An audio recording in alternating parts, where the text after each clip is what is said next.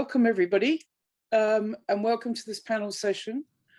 What we're going to be doing in this panel session is exploring some OECD scenarios for the future of education. My name is Colleen McLaughlin. I'm a professor at the University of Cambridge, and you will be sharing this with our three panelists today.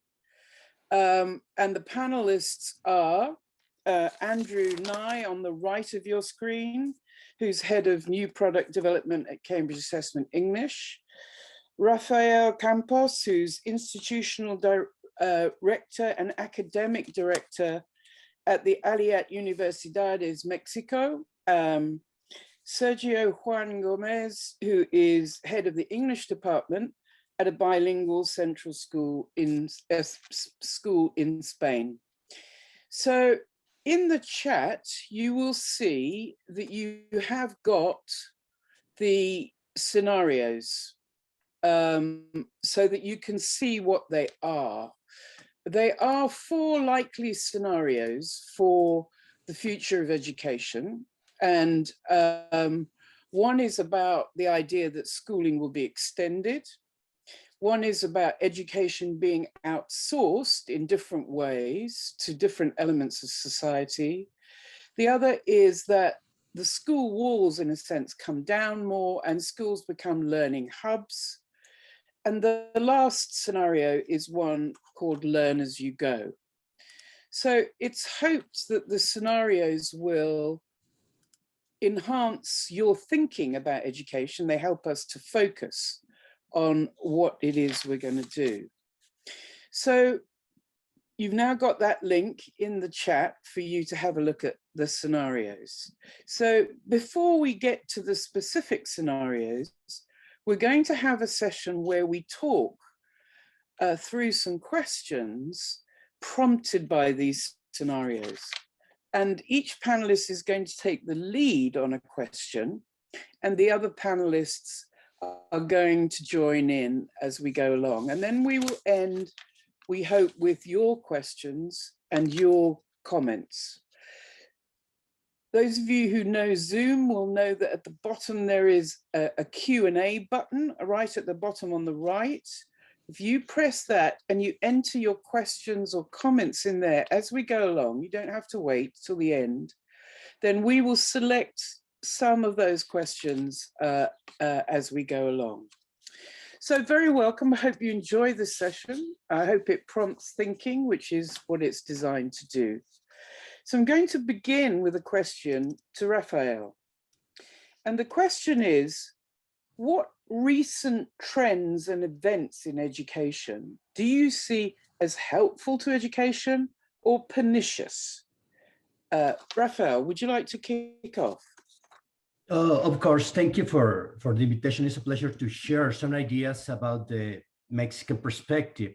And I will say that if we think about these scenarios, it's a mix of trends. And when you take only two trends and put it together, you will get a scenario and your own locally perspective. Let me explain this. If we think about the school as an innovator versus society pushing with technology, if we think about the universities and the schools only, the trend is, okay, massive schools. However, reality is more than that. Then the industry, the society as general, specific local points are just trending that. But if we are leaders thinking that school will be the salvation, we are wrong, because the salvation is how to help people to be a better person, a better worker, a better in certain society in these trends.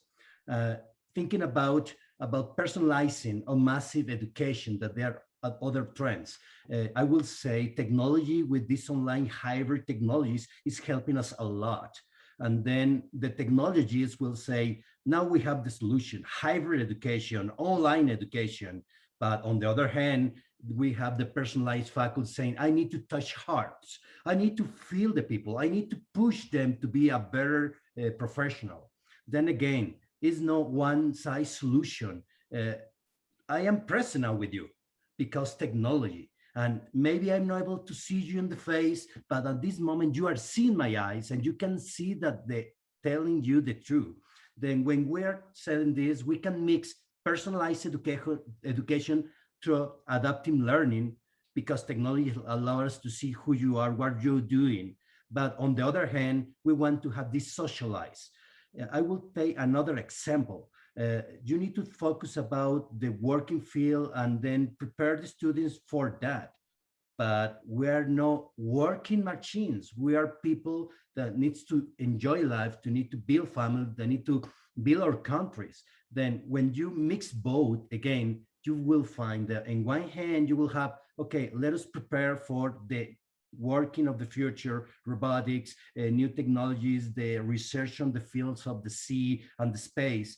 But on the other hand, go to these separate parts, indigenous people in my country, in India, in China, in Africa, that we need to provide education. And thanks to the satellite internet connection, we will provide quality education, democratizing the education through technology. And I will be able to see this panel far, far away, on demand, offline, and in the present. My idea of trends in life as life itself is they're not good, but there's not a moral label that we need to think about. It's more about how can I help Sergio? How can I help Colleen to be a better person? And maybe Colleen will need a more socialized approach, small groups, but maybe Andrew will need this large, massive online trend to learn. The big issue here is not about good or bad or trend that is affecting me or affecting you. It's about how to build a different scenarios, a different educational models, but personalizing the experience.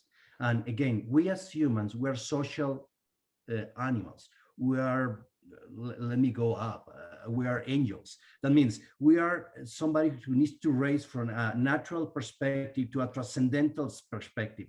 And this, religious education, science, technology, human development must be all together. That's college, that's university, that's education.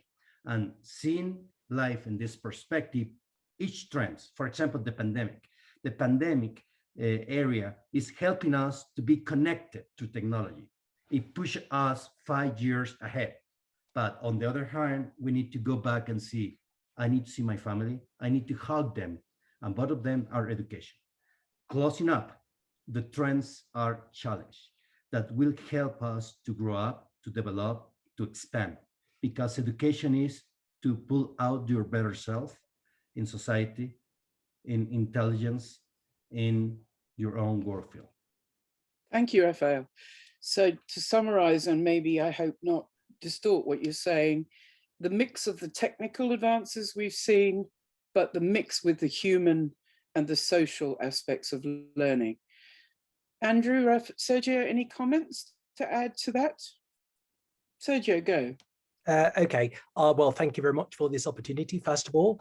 And talking about what Rafael was saying before about education, about technology in education, I say the use of technology as both helpful and sometimes pernicious.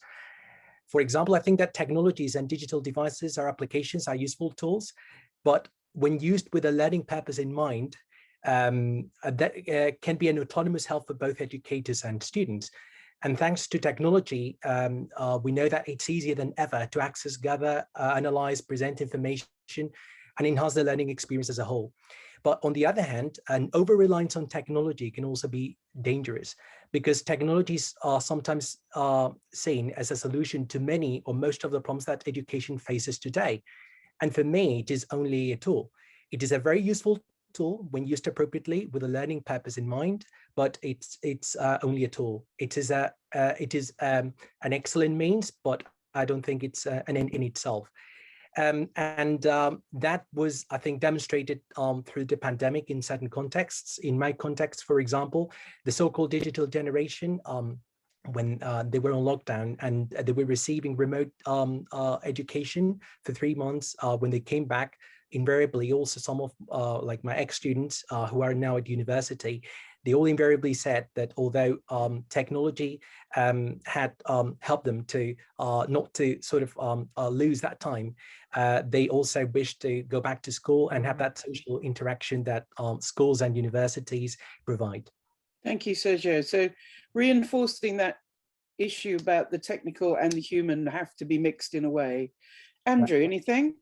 Yeah, I mean, I agree completely with those comments about technology, and it is only a tool. And I think one thing that we've seen can be pernicious about technology is helping to increase that kind of digital divide and the kind of number of the extent of inequalities that we've seen since the pandemic around the world. So I think as we rethink education, we need to think about what we're doing for the excluded and the vulnerable.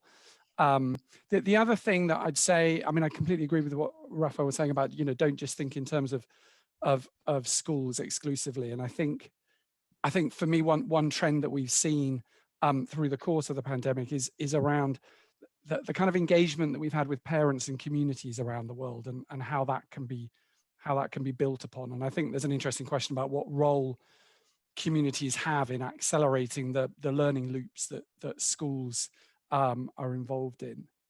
And I think one thing that the pandemic has made really clear, and it kind of goes to some of the comments that Sergio was just making, is that learning is not just a transactional experience where you kind of transmit as much knowledge as you can through technology. It's a relational and social one, and I think communities are crucial in that. Thank you, Andrew. So Sergio, let's come to you and see if you can build on what you were saying. If we're all agreed that there are dangers and advantages and challenges and opportunities, what, in your view, should choices about education form or structure or aims be driven by? That's part one, but what do you think they will be driven by? Okay, I think that choices in education should promote the continuous self-fulfillment and realization of individuals so that they can achieve as much as they possibly can. And education should be more individualized and personalized, as Raphael was saying before, more targeted to the needs and capabilities of each student. And it should also help them to realize their full potential in both academic institutions and also outside. I think it should also encourage them to engage in lifelong learning so that they can face the constant challenges that contemporary and future society holds. I think it should also promote equity so that individuals, regardless of their circumstances, have equal access to education and can have equal opportunities for social mobility and success, as Andrew was saying before. Also, I think it should provide solution to problems and challenges that local communities and the global community as a whole faces in the changing world that we're living in, and that it should encourage our participation in society in order to identify and tackle and hopefully anticipate issues that local communities face or may face in the future. I also think that in the same way, in this interconnected world where we're living in, where human mobility is a norm, education should provide tools and enable individuals to communicate and collaborate on a global level.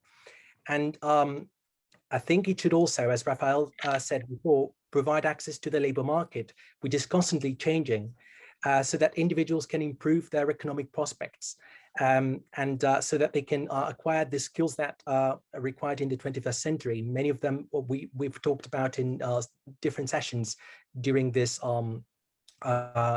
conference, these soft skills like collaboration, creativity, critical thinking, or communication. And I think that the choices of education will be driven by, well, essentially thinking about this, I could identify two things. First of all, more international collaboration. I think that this pandemic has taught us that in a globalized world, countries need to work together to find solutions to problems which are global and to work and collaborate together. And in the last few decades, we have seen schools and universities across the world, in both public and private sector, promoting student mobility and collaboration and partnership with other institutions. And at the same time, they have also promoted the use of the study of foreign languages, such as English, to be able to communicate across countries. And I think that trend is likely to continue in the future. And I also see the trend of an increasing use of technology. As we have seen in the last 2 decades, technology has already formed part of our education in all sorts of ways. For example, through virtual learning environments, interactive whiteboards, the more use of computers and devices, and the use of video conferencing platforms like we're doing now, for example, to facilitate remote learning and teaching during the pandemic. And the use of technology, but the use of technology has posed a large number of challenges, as Andrew said before. For example, access to technology is unequal around the world. Not all teachers are equally trained to use technology in the classroom. The students that have access to technology, often associated with leisure time, and their devices are often a distraction rather than an aid to learning. And digital applications vary very much in quality sometimes, and not all of them are useful learning materials. So I believe that these issues will have to be tackled in the future, but I can see a rise in the use of technology in education in the future. Thank you very much, Sergio. So we've got these trends that we've seen and paradoxes that we've seen in the pandemic of massive progress in the use of technology and the opportunities, increased need for globalization, but at the same time, a retreat into nationalism. So we've got some really interesting challenges ahead of us. Andrew, Raphael, what would you like to add to this? Raphael. We'll add to what Sergio is telling us, that this lifelong learning involves faculty, involves parents, involves society and authorities in education level. And if we think about that in these trends of lifelong learning, we as adults and the elderly, they need to learn how to teach us in the news area. I think about my grandfather, my grandmother, how I learned from them. But they need to learn how to communicate with us, and we need to learn how to communicate with our children. Faculty, we thought maybe 30 years ago that we learned something and we are dead. I have a PhD, then I'm done. But now more than ever, this PhD doesn't means nothing to the new society. Then I need to get the PhD of life. And meaning, in my context, without all this technology access, for example, we're speaking about 5G in China and US and Mexico, but in some part of my country, we don't have 2G. Then the expansion of the 2G technology in India is a trend for me, how to help the indigenous people in the Tarahumara Sierra or in the southern Chiapas. And they don't have internet access. Then there we go back to a lifelong learning about the own community, how to help them offline to develop. But again, the wisdom of the elderly transferred to technology to the new generations. And we're a bridge connection between these trends of we're going to Mars, but also I want to go to the deeper spot in my country to help them to grow. Then this paradox will help us to challenge. Okay, I can communicate through internet to Mars. Oh, let me do it with my neighbor.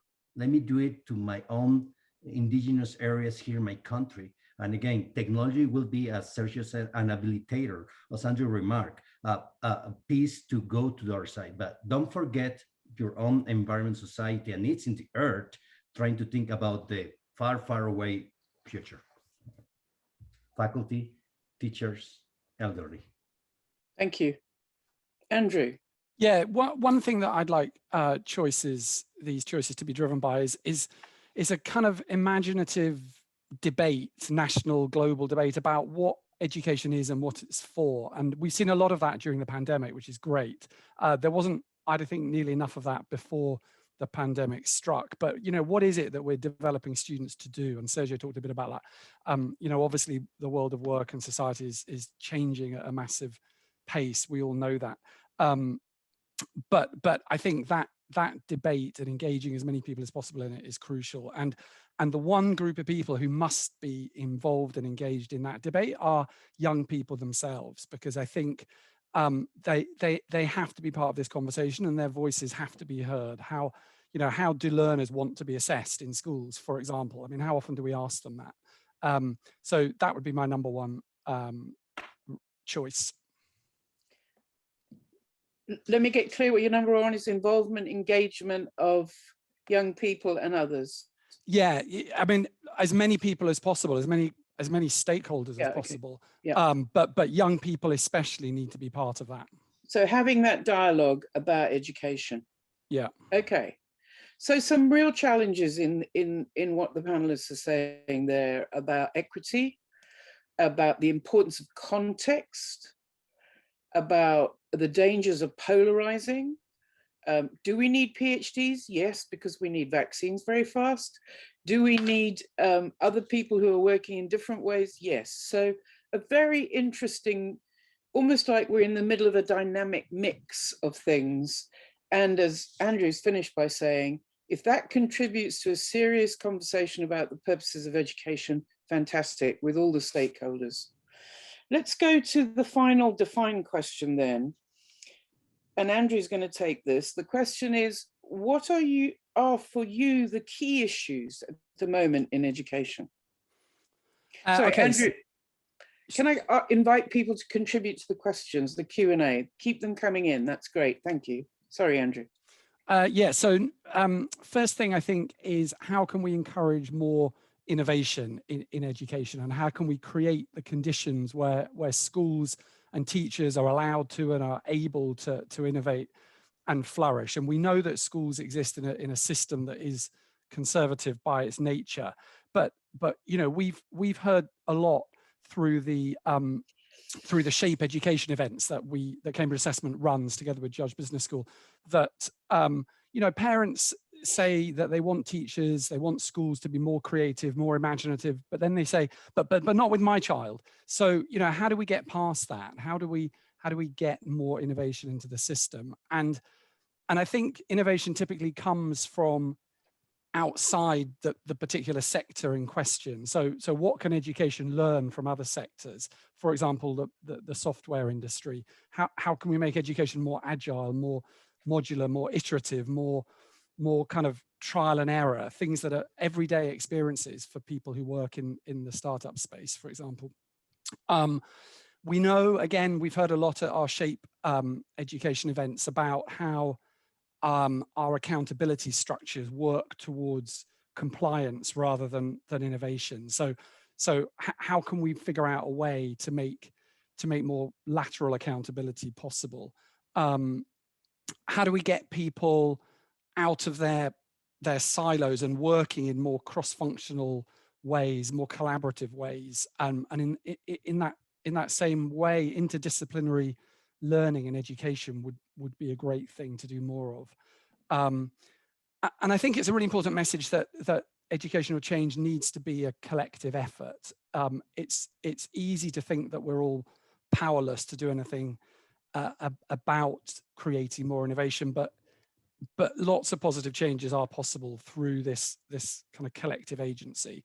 And I think linked to all of that, I think there's a really important question around what we're incentivizing and what we're rewarding. So, you know, to understand why schools behave the way they do and why teachers behave the way they do, I think we need to think about what we're actually incentivizing teachers to change, if anything.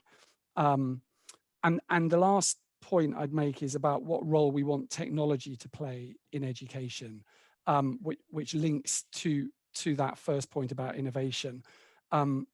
It's people, not technology, that drive innovation. And I think the pendulum has swung from the days of kind of techno-optimism from a while ago, where lots of people were enthralled to technology and thought it was going to solve all our problems, to kind of swinging the other way now. And as I said before, I think the pandemic's made clear that you know, learning is a relational and social experience. It's not something that can only be done through technology. So we need to think really carefully about what problems we want technology to solve. And it's going to be a real shame if we decide that there's no place for it because it doesn't solve the specific problems of teachers and learners. You know, people develop tools to do all sorts of things, but they don't actually solve learner and teacher problems. That doesn't have to be the case. You know, we know that we can create effective digital materials and technology solutions. Unfortunately, they're not created as often as they should.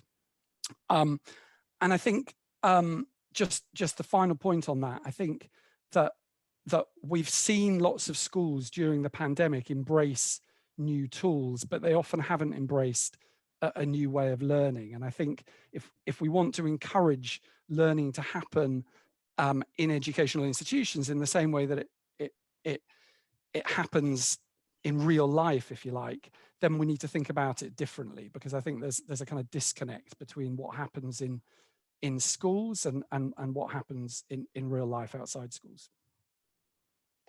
Okay, so there's some interesting things to think about. Innovation. You also mentioned accountability. Does accountability inhibit innovation? Is in fact innovation about autonomy, and how much autonomy are we going to give to schools and teachers? So what are the drivers of practice? Some very important questions there. And are we clear about our purposes in education? Raphael, do you want to go next? Yeah, yes, I want to add what Andrew finally closed his participation about how we need to think new ways of learning close to real life. And we think about education normally as the formal education, and that's the school, that's the curriculum. But we have also the informal education. It's the things that we're learning now, or we learn in the streets, or we learn in other places. And we need to think about the learning that goes with the competencies just connect to real life experience in the factory, in the office, in the fields, in agricultural areas. And for me, will be not possible to put the work into the college or into the university, into the schools. But what it is possible is to put the people, the students, faculty out to this new reality, this presenting in industry, in the real life situations. And most of the innovation is getting out, as Andrew remarks, from outside the field of education. It's interesting in here in Latin America, how the leaders of the universities, we have public university, private universities, and the for-profit market is like the devil of the education because it's a social good. And being part of that for-profit institution, what I want to say is we are going far, far away in places in which public education or other private educations institutions are not able to achieve because they don't see the opportunity to self-sustain. But in a massive expansion of technology, we're able to arrive a small population of people that needs a specific education. But this is the real life. And closing out my comment is real life is more and is transcending what we think that is real life. And we need to be open, as Sergio mentioned, on these international solutions that will help me in my local perspective to help more people to be a better self, to push them to the limit of their skills and competencies, to help them to educate, not for the school, but for life and this perspective of life in the long term. Okay, I'm going to throw a comment in just to prompt some thinking. I'm reminded of a very famous quote by Dewey: experience doesn't equal learning. So how do we work with different experiences? Raphael, I think you're raising the need for a wide range of experiences, but how do we create that reflection on the experience, which is the learning? And does technology help us with that or hinder us with that? We'll come back to that. Sergio, what would you like to add? Well, first of all, I agree with both Raphael and Andrew. I'd just like to add two things. Andrew mentioned collaboration between what we consider education or formal education and other areas of knowledge, which I believe is very important. But I think that for that to happen, there needs to be curriculum coherence. So curricula need to be aligned with the new realities that we're facing in education, and also with the new with those things that other fields can bring from their own knowledge to our field. So changing curricula sometimes I think is going to be quite important. And also regarding technology, I believe that technology still has to find its place in education, but it does have a place. I believe that technology, we've all experienced how technology has helped us a lot, not just during the pandemic, but before. and how it has transformed the way in which we also communicate, because it's a form of communication between us and the students, between the students themselves, also between local communities, etc. So I believe that technology has a place. The only thing is that we need it needs to find its place, and it needs to find its functions, and for technology to make sense in education, it needs to be conducive to learning.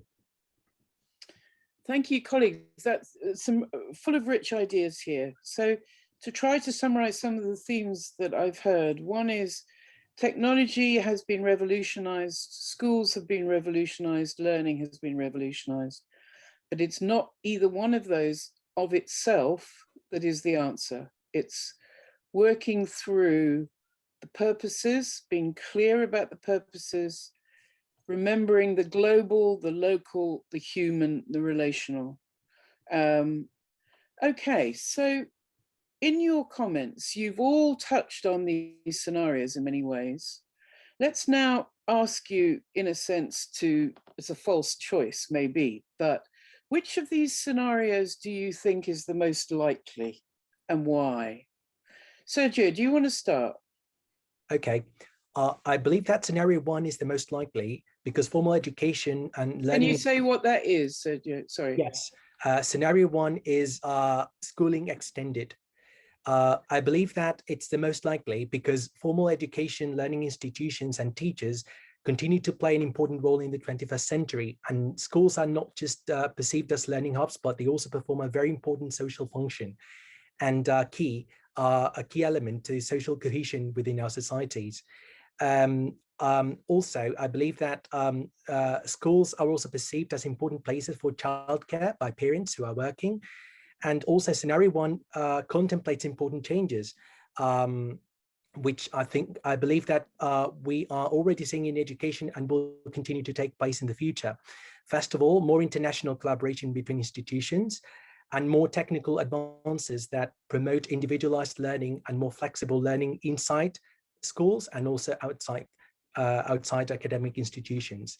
But I also see that there are some aspects of scenario 3 which are also beginning to take place and will probably take place, such as a greater connection between schools and communities on a global and local and on a local and global level, and more initiatives to promote hands-on learning outside schools, such as in libraries or museums, etc. And also, we are seeing initiatives where actors other than teachers also take part in education, such as, for example, professionals from other fields or people from different countries who come to our schools to talk about their own realities in their countries, or even alumni that used to studying our institutions and who come to tell our students their experiences. Thank you. Andrew, what were your choices? Well, I'm going to cheat a bit and say that it's going to involve elements of all of them. But I mean, I think we all know that the pull back to kind of normal in inverted commas is really strong. But you know, if we think that wasn't great to begin with, then you know we need to fight against that. But it's hard because I think you know there is an assumption that everybody wants to change, but they don't necessarily. There are lots of vested interests that don't. So I think elements of 2, 3, and 4 are all likely, and I'm really keen to work in that kind of collective agency that I was talking about to make them possible. Thank you. Raphael.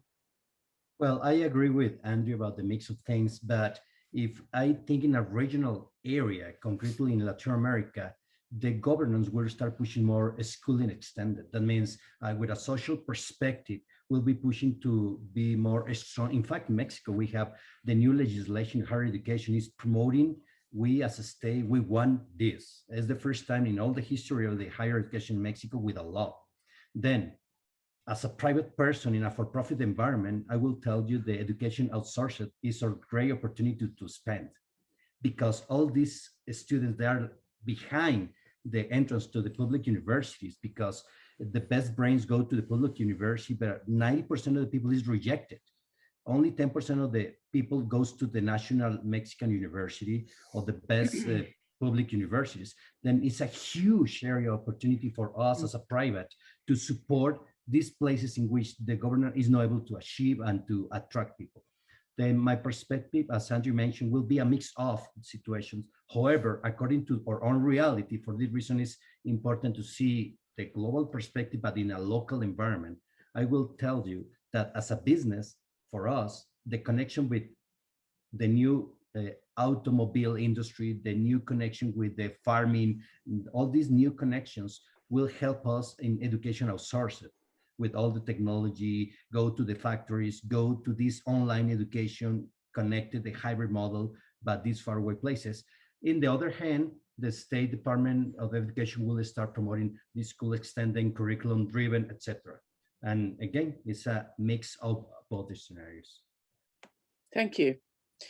So I'm going to turn just for the final 5 minutes or so to our Q&A, and there's a bit of a theme going in the first two questions, which is about this issue that we've spoken about, what Paul has called technological determinism. And I think your speakers have agreed with you on that, Paul, that that's a danger. But Paul raises the question, how can we shed more light on, make policymakers more aware of the rhetorical charge of the technological ecosystems we rely on so heavily? Anybody want to have a go at that? I can offer a suggestion, which it relates to what I was mentioning about working in more interdisciplinary and cross and collaborative ways, and I mentioned these events Shape Education that we run, and you know that the point about getting people out of their silos, we make a specific point about making sure that it's not just an event for teachers, or not just an event for publishers, but we invite people who come from the policy space, who come from the teacher space, who come from the ed tech space, and they're all together discussing the particular issue of the event. And I think it's so important to get people out of their kind of silos where they're just policymakers are just discussing things with other policymakers. So, Raphael, do you want to have a go at the first question, because it seems in your territory, the role of the university? What is it that makes universities stay, and how can technology add or not? What a tool, and it's about tools as tools. Well, yes, the university will stay, because as the seminars in the Egyptians, the Mexican pre-Hispanic culture, we have the Tepolcali, and we have this kind of community of learning driving back how to grow society. Then the university is part and privileged space of growing education, professional development, and so forth. Then yes, the university will stay.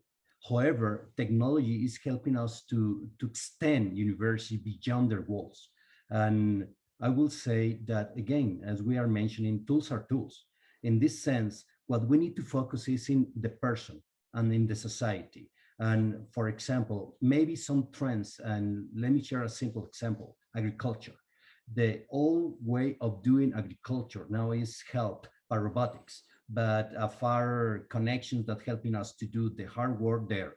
And from an old-fashioned perspective, we will say, oh, we're just putting a lot of people out of the work on the fields.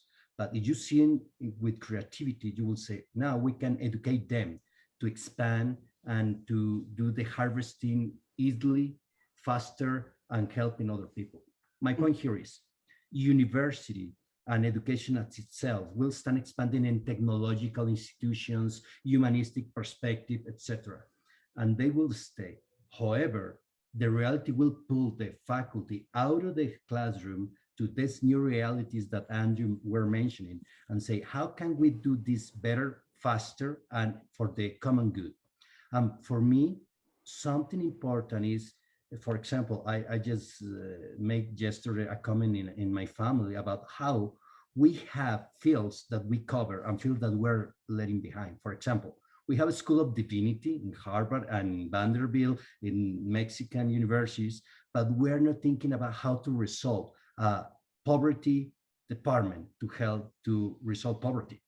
And we see as a social level, then we have a lot of things to research, and the private sector do research in a practical way. I want to do the research to get the vaccine, and then we get the money, and it's the return of the investment. And universities are non-self involved in them, but they do research for the common good. I think that universities and the institution will be the center of innovation, always if they think about how to, their main goal, to promote people, to promote society. And on the other hand, let us allow the private sector to push in a disruptive perspectives. Yeah. And we certainly have seen the role of universities in our current crisis. Can I just ask you then to take the last question, Sergio, Caroline's question, which is about the difference in ages,